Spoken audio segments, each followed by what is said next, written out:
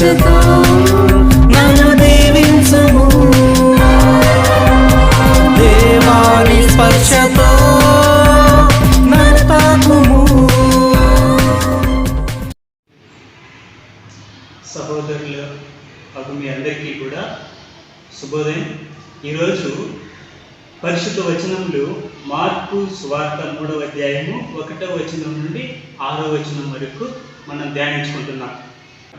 సబ్బాతు దినాన క్రీస్తు ప్రభువు చేసినటువంటి ఒక అద్భుతమైనటువంటి కార్యం గురించి మనకి ఈరోజు పరిశుద్ధ గ్రంథం సెలవిస్తుంది.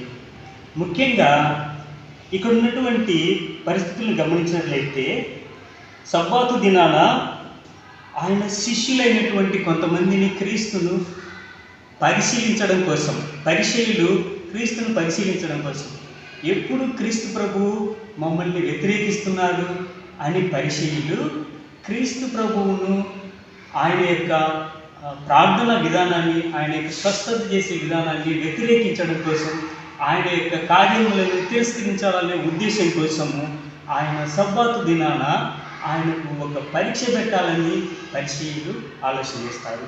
ఆ విధంగా పరిశుద్ధ దినమైనటువంటి ఆ రోజు ప్రార్థనలో ఉండాల్సినటువంటి ప్రభువుకు మరి ఇక్కడ కురచ చేయు వాడిని స్వస్థత పరిచేటువంటి కార్యము చేస్తాడా లేదా అనేటువంటి ఉద్దేశంతో క్రీస్తు ప్రభువును చుట్టుముట్టి అందరూ గమనిస్తున్నారు.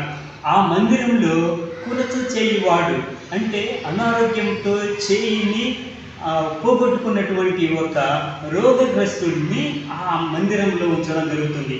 అప్పుడు ఆ సబ్బాతు దినాన క్రీస్తు ప్రభువు అతనిని పిలిచి అతనిని పరీక్షించదలిచారని గమనించి క్రీస్తు ప్రభువు రోగగ్రస్తుని పిలిచి అంటున్నాడు, నీ చేయి చాపము అని అంటున్నాడు. వెంటనే వ్యాధిగ్రస్తుడు చేయి చాపి క్రీస్తుకు ఆయన చేతిని అందిస్తాడు.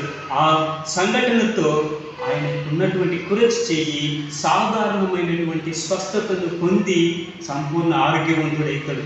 ఈ సందర్భంలో క్రీస్తు మనకు తన వాక్యం ద్వారా ఏమని సెలవిస్తున్నారంటే, సబ్బాతు దినాన ప్రార్థన ముఖ్యమే అయినప్పటికీ కూడా ఇతరులకు సేవ చేయాలనేటువంటి కార్యాన్ని వాయిదా వేయకూడదు, అలాంటి పనులు ఎటువంటి పరిస్థితుల్లోనూ ఆపకూడదు అనేటువంటి సందేశాన్ని ఇస్తూ సబ్బాతు దినానికి కూడా స్వస్థత కార్యక్రమాన్ని, అద్భుతాన్ని నిర్వహించి మన అందరికీ కూడా ఆదర్శవంతమైనటువంటి ఒక ప్రవక్తగా మనకు క్రీస్తు ప్రభువు తన యొక్క ఆచరణను, ఆయన యొక్క సేవ కార్యక్రమాలను మనకు అందిస్తున్నాడు.